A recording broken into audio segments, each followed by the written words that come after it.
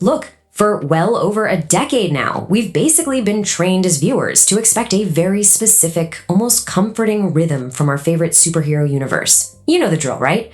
We've grown incredibly accustomed to the rise of a hero, the grand assembly of a team, and ultimately the triumphant victory of good over some massive cosmic evil. But I'm here to tell you, those days, they are absolutely over. We are standing right on the precipice of a massive, fundamental shift in the entire cinematic architecture that we've followed for so long. We're not just looking at a standard slate of new movie releases anymore. We are looking at a complete, ground-up rebuild of the narrative universe as we know it. The coming phases are being designed to intentionally shatter that comforting rhythm we know and love. So let's dive into this immediately because we need to start by looking at the absolute heaviest stakes imaginable. Get ready because the storytelling we're about to see is going to become completely unrecognizable. We absolutely have to start with the profound, impending tragedy of Brand New Day.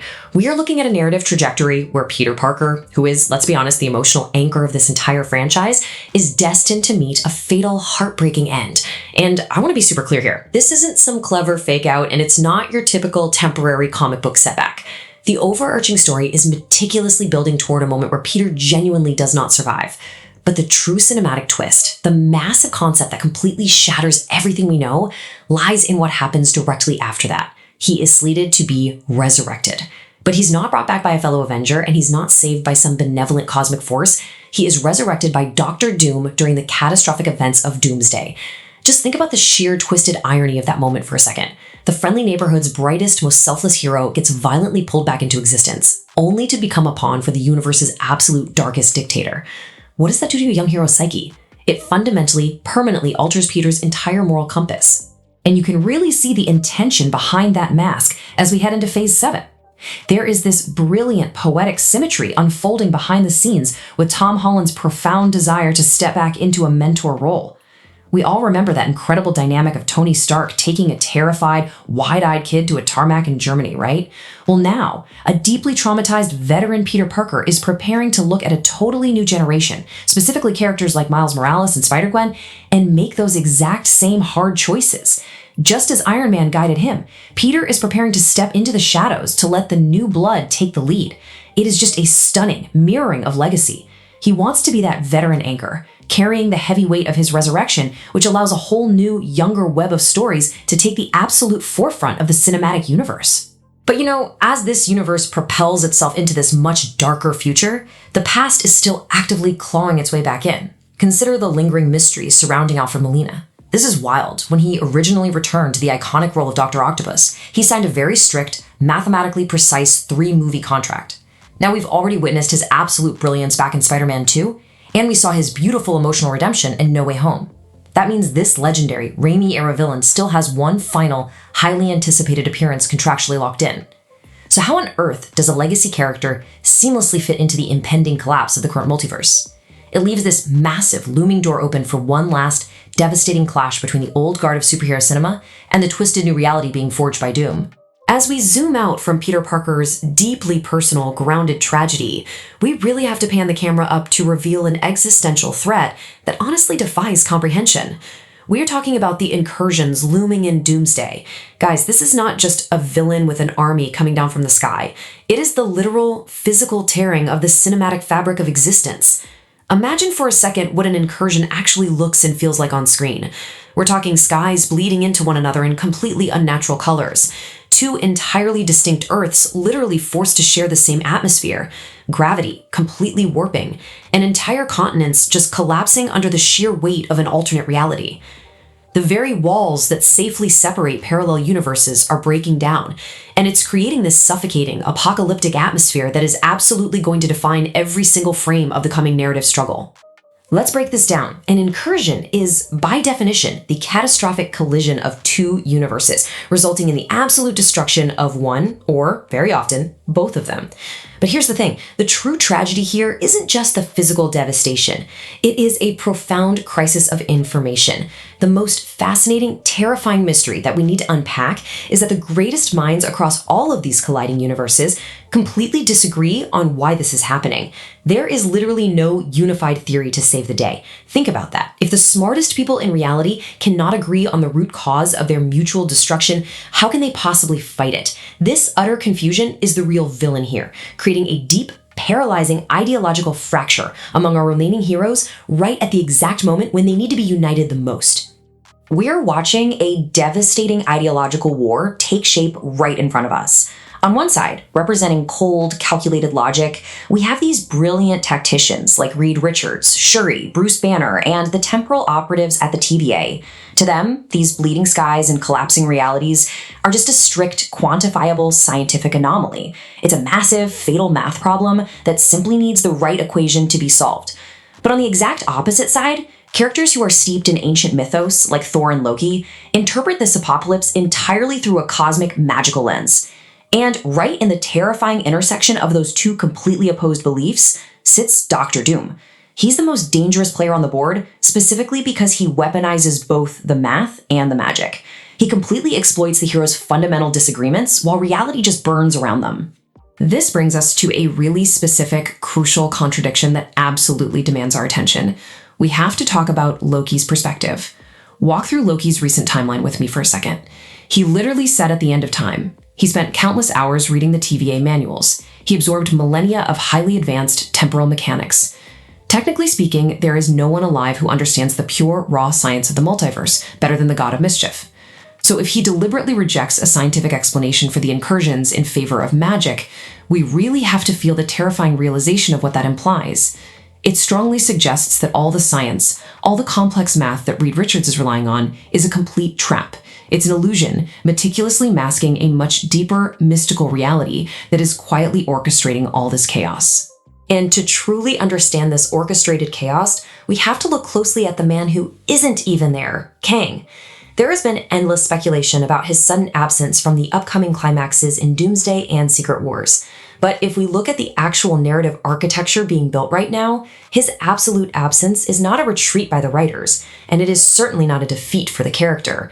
It is in fact a terrifying, silent victory. Kang's absence is this suffocating presence hanging over the entire multiverse. We are witnessing the ultimate, unfathomable long game playing out flawlessly exactly as it was designed from the very beginning. Just think deeply about the incredible tragedy of Loki's ultimate sacrifice.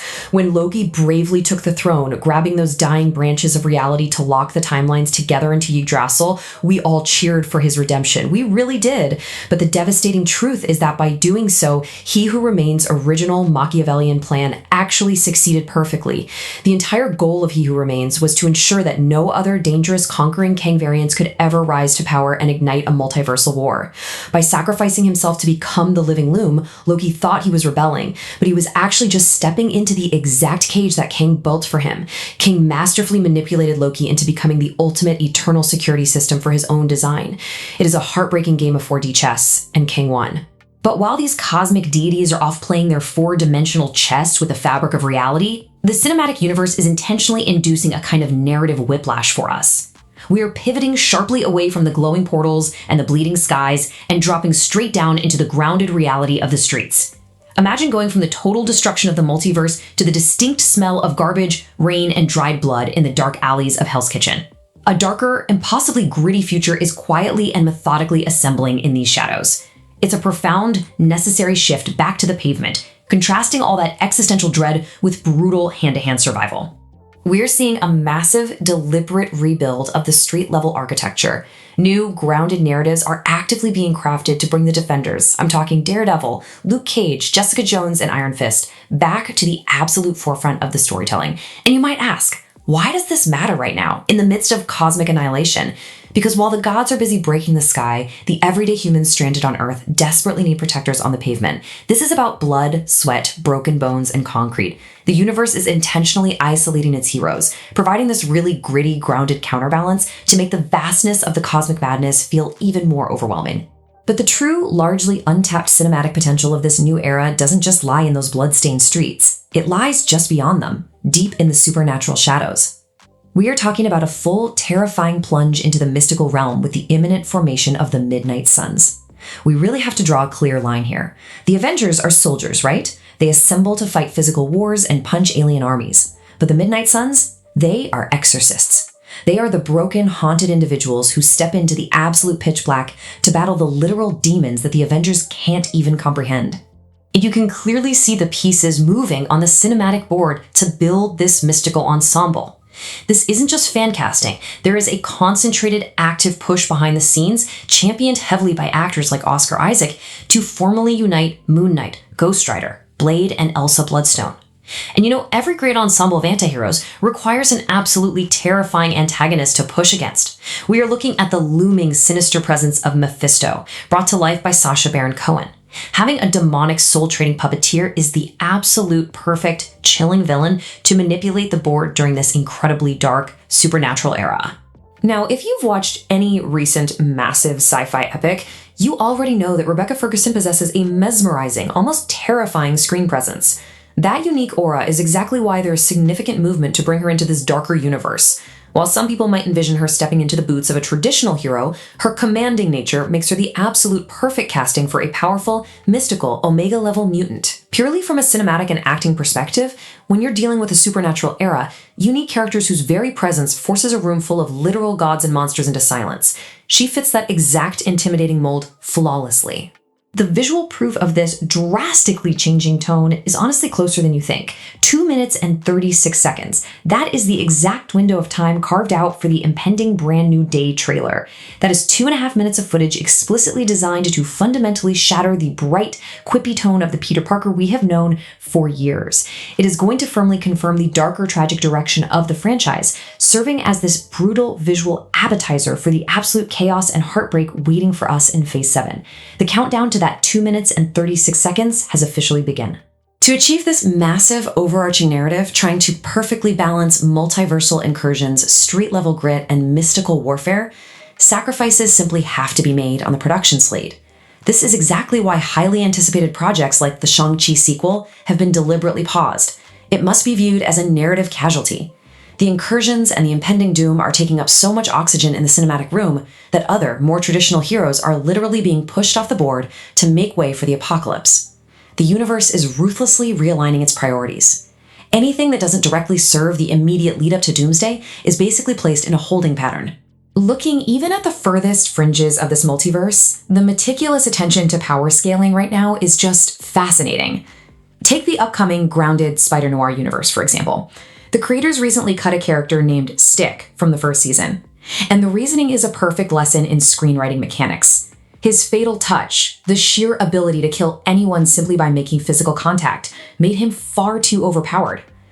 If a character can end a life with a single touch, you simply cannot write a gritty, tension-filled detective story around them. It shows a brilliant, necessary dedication to keeping these street-level stories genuinely dangerous and firmly tethered to a fragile reality. Section 19, The Evolving Tapestry, a universe in transition. So let's tie all of this together, from Peter Parker's heartbreaking necessary sacrifice to the universe-ending scale of the bleeding skies, the terrifying silent victory of He Who Remains, and the rise of the supernatural exorcists in the dark. We are watching a cohesive, totally painful rebirth of a cinematic universe. As we watch this grand 10-year architectural redesign unfold before our eyes, we are being forced into a very difficult corner. We must weigh the tragedy of the old guard against the salvation of the new multiverse. If Tom Holland steps back into the shadows, if Peter Parker must physically die only to be twisted and reborn in Doctor Doom's terrifying image, and if Loki must suffer eternally in isolation just to keep the timeline from unraveling, are we truly ready to let go of the heroes we've loved for a decade just to save the universe they sacrificed everything to build?